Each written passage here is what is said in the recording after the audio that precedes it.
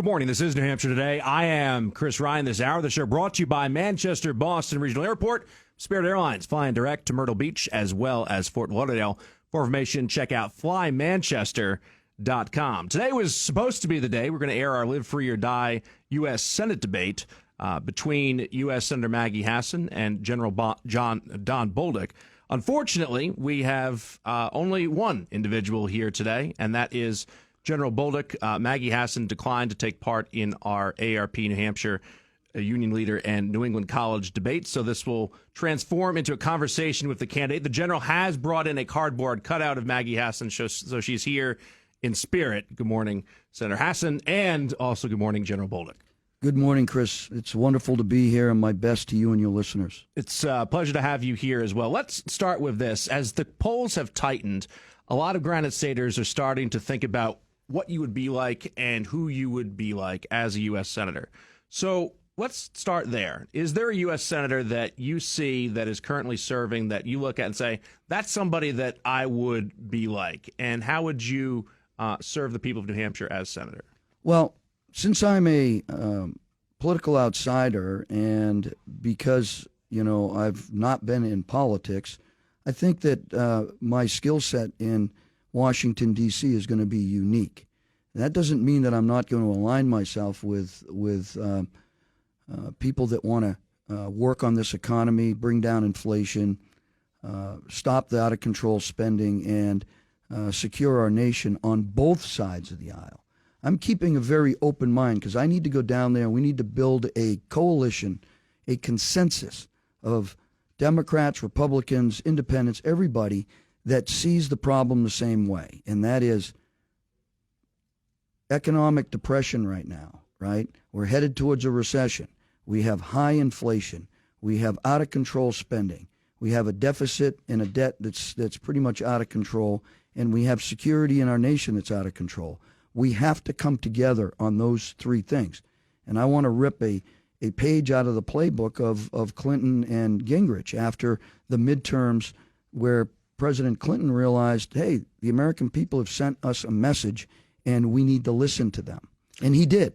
So what I've gotten from you is, yeah, you've said a lot of those things, but when you look at the individuals that you align yourself with or that you retweet, you look at Ted Cruz, you look at Steve Bannon, you look at individuals that are folks that would be seen more as disruptors than unifiers. Your record as a general and how you went about bringing together coalitions to have success in Afghanistan signals a unifier. So I'm getting mixed messages, basically, right, as to who you would be. So that's kind of going back to the question. You're presenting yourself as an individual that would bring people together. What issues would you want to come together on, and how far are you willing to go? Like, you've taken particular stances when it comes to immigration and abortion and other topics. Right. So what issues are you willing to compromise on or set the tone on? Well, I think that, you just made a very good point. And I think you got to the heart of the matter that both Republicans and Democrats are at fault for what's going on in this country. It's just not one party. And I'm one of the only candidates that recognizes that, that's running for the federal office. And so I think that is a plus in my column, right? And you're right. There are disruptors down there on both sides, right? But I have managed to build a coalition with Tulsi Gabbard, right? A previous Democrat, now left the Democrat Party and independent.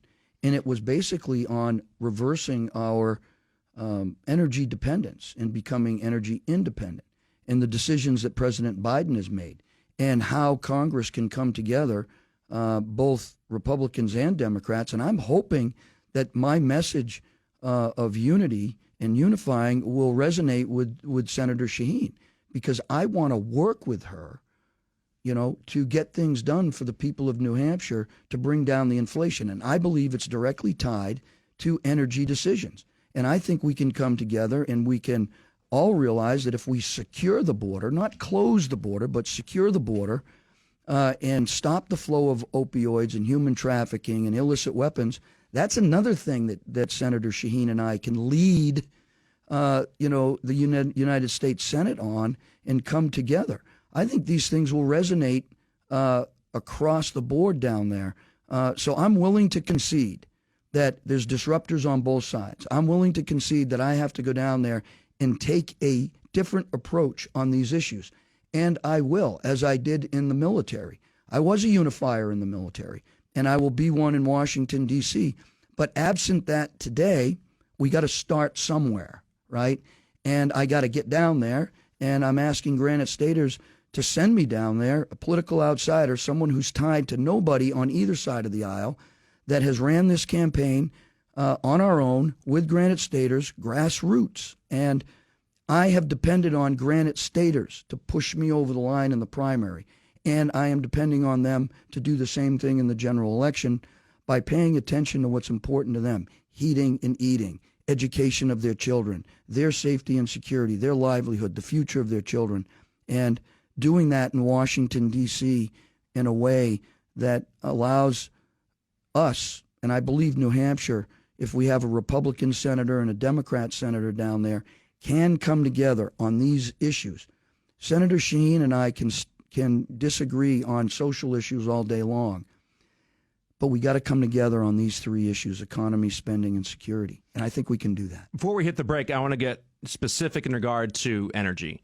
And you have talked about an all of the above type of energy approach, but that Yes, sir. is also going to require you to give a little bit when it comes to renewables, right? Right? And solar and wind and all of that. So would you be willing to support, subsidies for wind and other renewables the same way that subsidies are currently in place for the oil and gas companies? Well, absolutely. I think it's necessary that we do that, and I think it's necessary that we invest in renewables.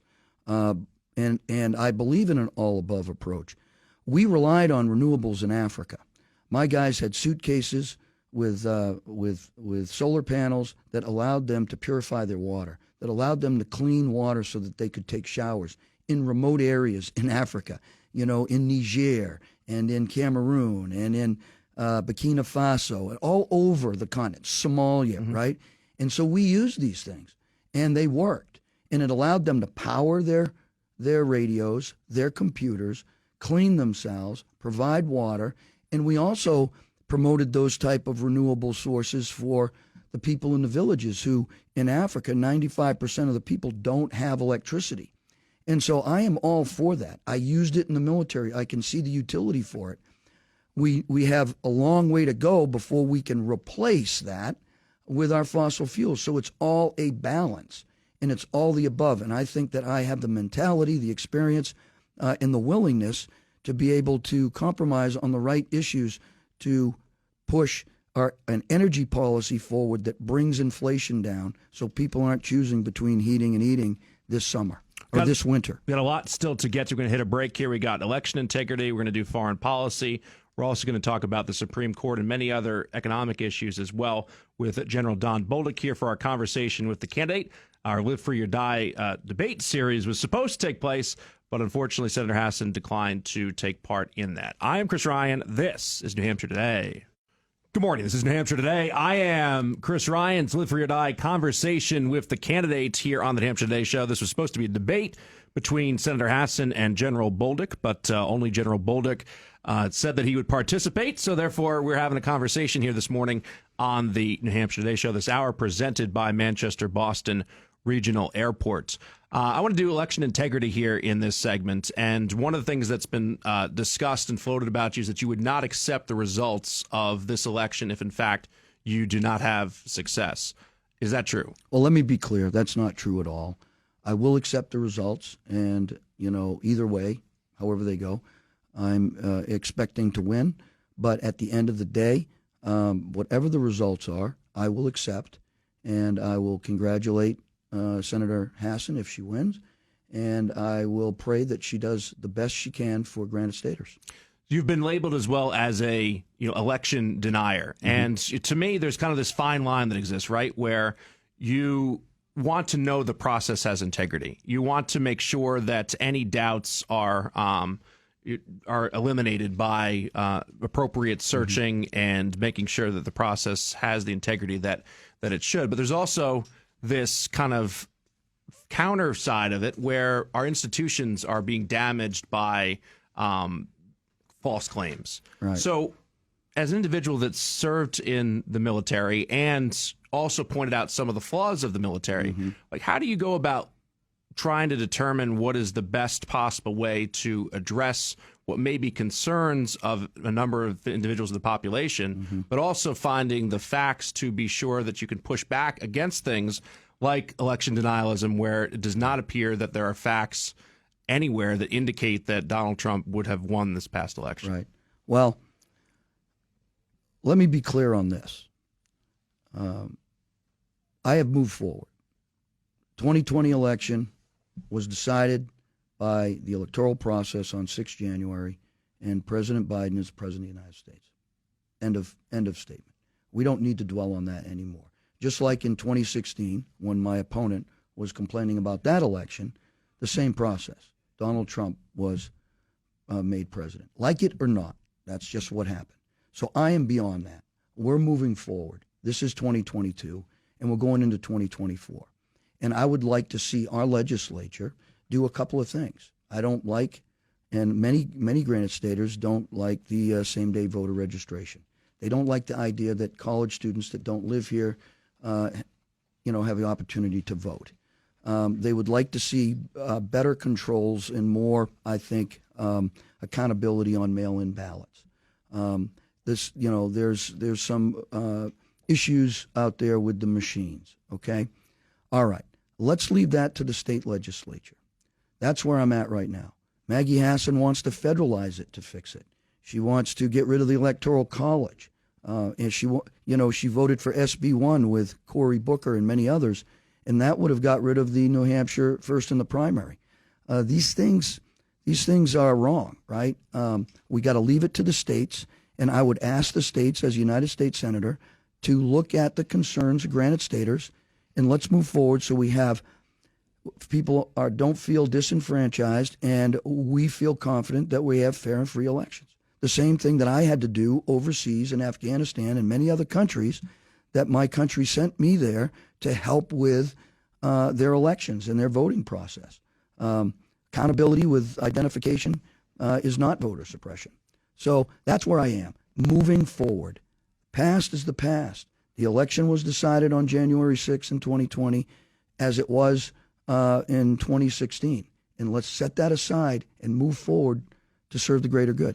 NBC News had a poll which indicated that 80% of Republicans felt that if Democrats were elected, it would be catastrophic for our nation. We may not recover. Republicans felt the exact same way with the exact same number about Democrats.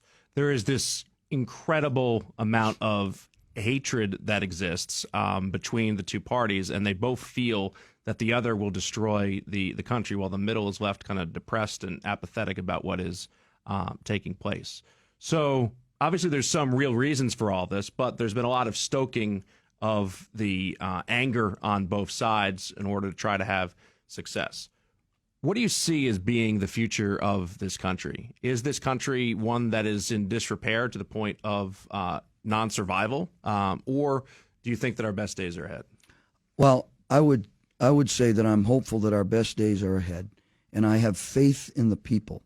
And what has happened on both the Republican and Democrat side in Washington, D.C., is they've created a unlimited government, right? A top-down government with 2.9 million unelected bureaucrats, 450 agencies and departments, and a register, 175,000 pages, that regulate everything that we do.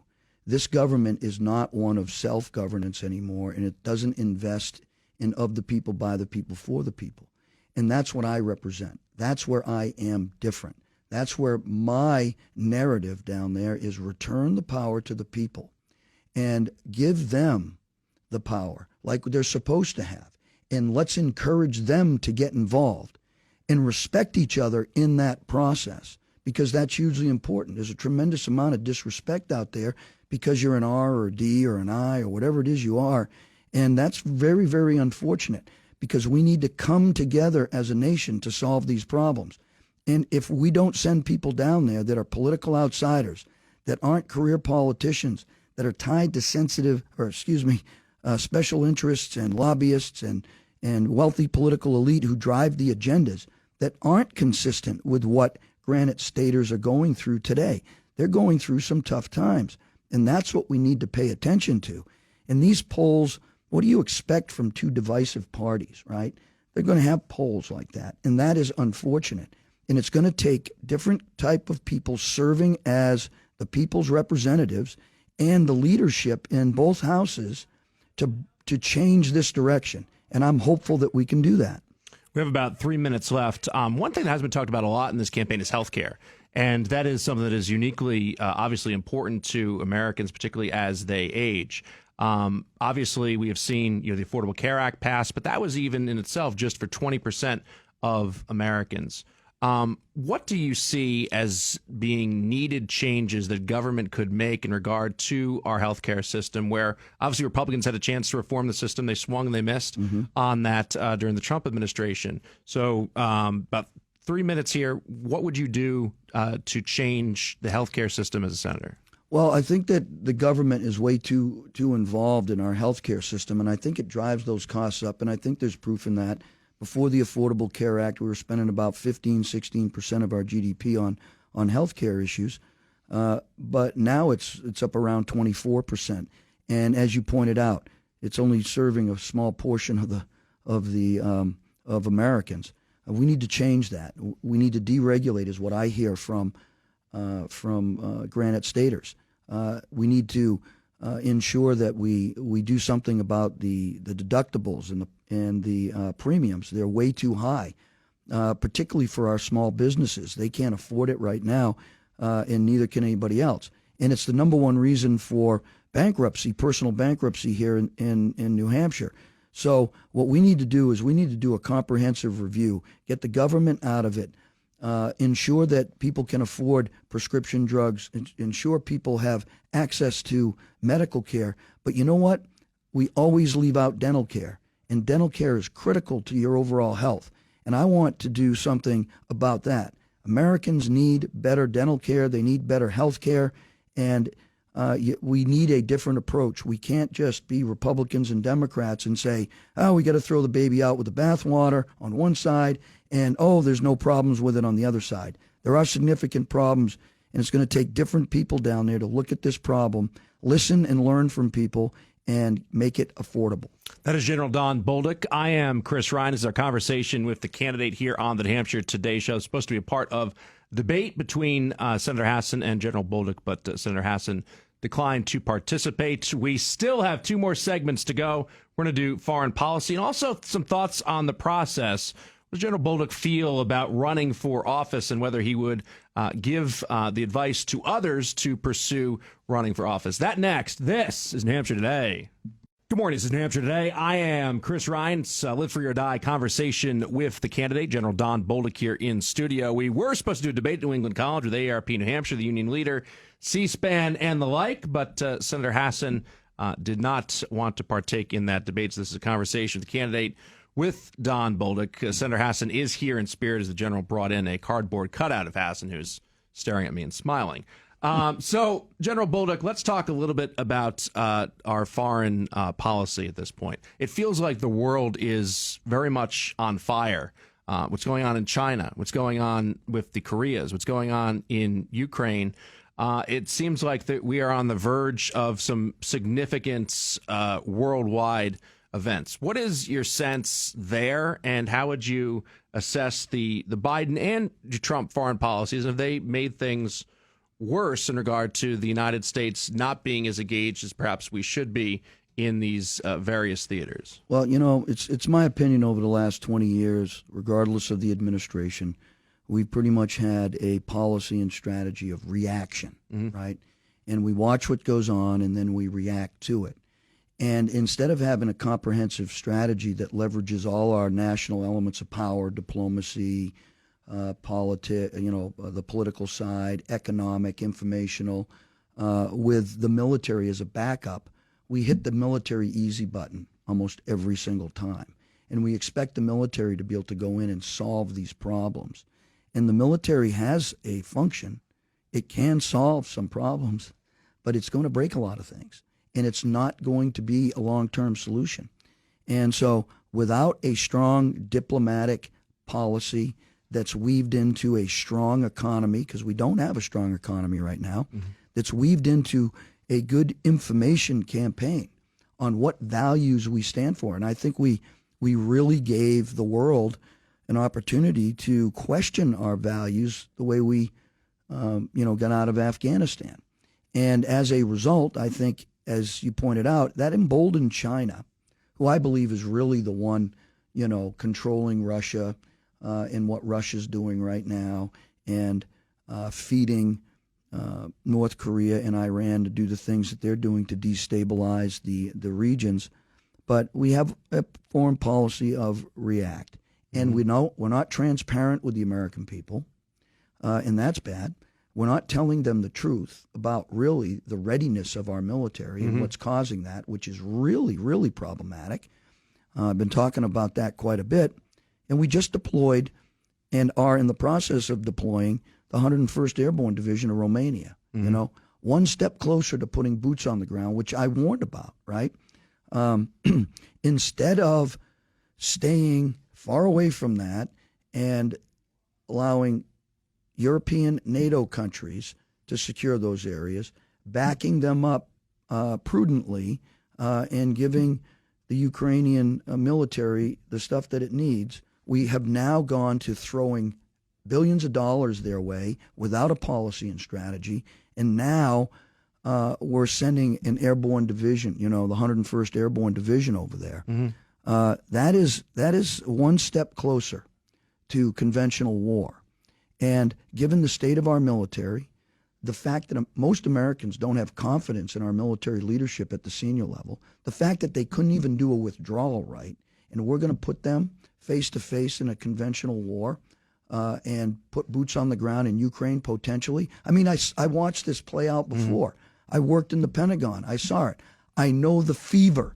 Oh, boy, we're going to get ready to go to war. Oh, here we go. You need people in Congress that should be raising their hand right now.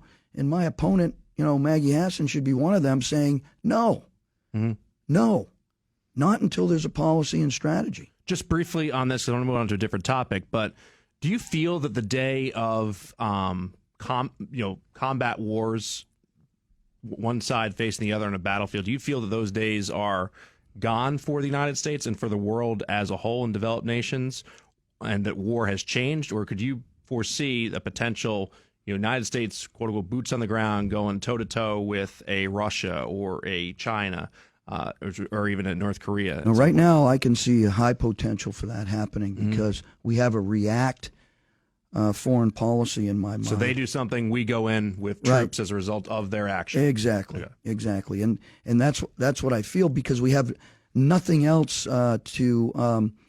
We have plenty of tools in the toolbox, but we don't use them, right?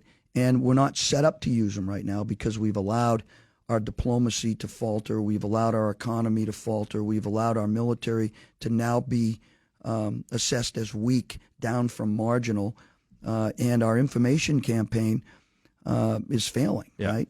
So how would you go about, different topic, how would you go about making decisions as a U.S. Senator? Because it feels like a lot of how you were informed on issues is from speaking with granted senators directly, which obviously is important. But do you feel that you have more of a bottom-up type of approach when it comes to service? Or will you listen to other, senators we were kind of talking about before? How will you go about making decisions, and how much do you weigh your own personal beliefs, like on an issue like abortion? Right. How do you go about deciding what is the best decision on how you're going to vote? Well, I think it's hugely important for me to listen to everybody. Listen to my fellow senators, listen to representatives, listen to the, president, the National Security Council, and I've done that. I've worked inside that area, so I know how to do that specifically. But my focus will be on granite staters. It always has been in the military. I had a 4-star general ask me one time, "Who the hell do you listen to?" And I go, "Well, what do you mean, sir?" He goes, "Well, do you listen to me?" And I go, "Well, of course I do, sir. You give me orders, I follow them. You give me your intent, and I try to meet it." And he goes, no, on a day-to-day basis. And I go, "All right, sir. I listen to the men and women on the ground. They're closest to the problem. They know the solution. We have to trust in them. I have to listen and learn from them and then lead. And sometimes that puts me in conflict with your staff or with you. It's the same thing. I don't think that bottom-up process is being done and being done very well. I am not going to follow one individual leader in the Senate or in Washington, D.C., or a party. I may represent the Republican Party, but I am working there for Granite Staters. And I will set up a infrastructure back here in each of the counties to be able to get their feedback and understand what they want me to do on the issue. And I will serve all Granite Staters regardless of their political party. I owe them that.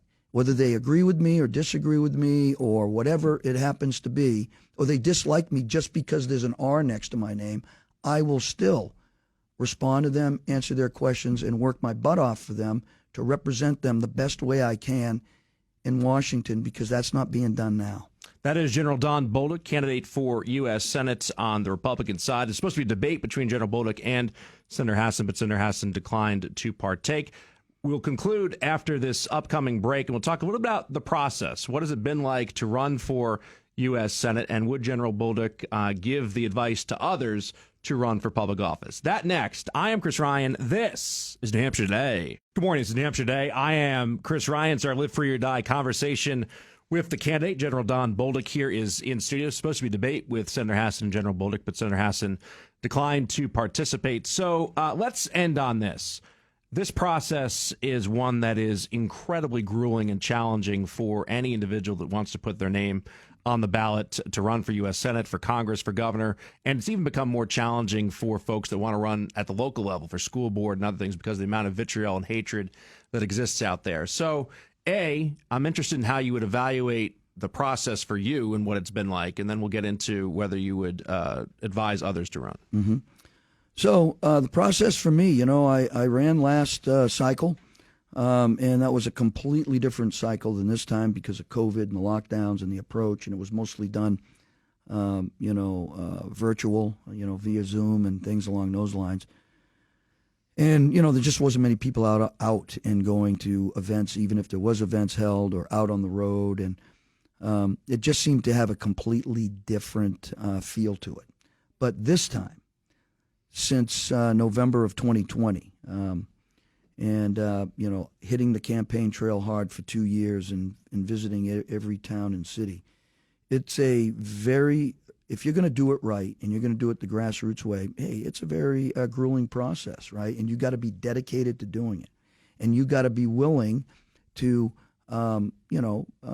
accept the fact that people aren't going to like you no matter what you do or what you say or how calm you are or, whatever it is. I mean, there is hatred out there and divisiveness and disrespect that I have not seen in a very, very long time in my life. What are some examples, and how do you deal with someone that clearly hates you based upon positions you've taken, things you've said, ads they've seen? Right. How about driving around, stopping at a light, people look in, see who I am, and then, give me an inappropriate gesture, roll down their windows, start swearing at me. And these aren't young kids. These are middle-aged to older adults, right? And it doesn't matter if my wife's in the car. It doesn't matter if my grandchildren are in the car. That's what they do. And it happens way too often. Driving down the road, speeding up next to me, rolling down their windows, throwing the gesture out, moving over into my lane, forcing me to move over. Just happened the other night. And I have to speed up. And they followed me from exit 5 to exit 11 right behind me with their high beams on, right? I mean, come on. We have to respect each other. Because I have an R or a D next to my name doesn't mean we should be treating people this way. But if you're going to run, you better expect that, right? I'm not whining about it. It is what it is. I wish that it wasn't that way. I wish that we respected each other more. And I certainly do. I certainly don't do that to people. And I've, been respectful my entire life. Comments online, you got to be ready to be attacked in every aspect of your life. People that don't even know me and haven't talked to me, calling you a loser and this, that, and the other thing because you don't agree with them about something. Or they think you don't agree with them. That's even worse. to make an assumption about somebody before you even have a conversation with them. So, hey, it's grueling. And I think we need to be better to each other. And that comes with leadership. And I think we have a very divisive country because of the leadership that we have in place and the leadership that we've had in place before. This has been 20 years in the making or more of divisiveness, and we got to stop it. So that would be my message. We've got about 2 minutes left. Would you recommend this, just briefly, would you recommend this to somebody else? Yes, I would. I would say serve. Yeah. And don't let anybody else make that decision for you. So 2 minutes left. I want to give an opportunity to talk directly to voters about why you're a better pick for them, particularly undecided independents than Senator Hassett. We have about 2 minutes. Right. Well, it's simple. You have to ask yourself, are you better today than you were 2 years ago? And what I hear from independents and Democrats and libertarians and free staters is that they're not. And that is just, the simple fact. They're choosing between heating and eating. Everything is more expensive. It's going to get more expensive. And I recognize that, and I want to go down and do something about it. Pure and simple. Senator Hassan does not recognize that. She will double down on the bad policies that have got us in this position economically. I will invest in all our energy options. Every single thing that makes us energy independent, strengthens our economy, and lowers the prices. That's the big thing. And every industry that offers that on the energy side, we should be investing in, and we can invest in. I am going to go down there to serve you. I'm a political outsider. I have no other agenda than to do that. And if you look at what you're paying in the grocery store, what you're paying at the pump, what you're going to pay for electric bills, you need somebody down there that is going to do the exact opposite of what Senator Hassan has done, and that's 100% support for Joe Biden and 96% support for Schumer and the Democratic Party. So I'll wrap it up this way. I will work for you. I will be your ambassador and your conduit to getting things done for you in Washington, D.C. Thank you, and God bless you. I humbly ask for your vote. General Bolduc, thank you so much for being with us. Look forward to talking again soon, and I appreciate your candidacy. It's obviously a difficult thing for folks to put their name on the ballot, and appreciate you running for office. I am Chris Ryan. Thanks for being with us. This is New Hampshire Today. All right. Right now, Amazon is offering some amazing extra perks that come with a job offer. If you start a warehouse job, you can get a $1,000 sign-on bonus. That means you start earning a paycheck right away, plus you get extra cash to use before the holidays. Applying is so easy, you don't even need an interview. It's never been so rewarding to start an hourly job that's close to home. So what are you waiting for? To join the team today, visit Amazon.com/sign-on bonus. Amazon is an equal opportunity employer.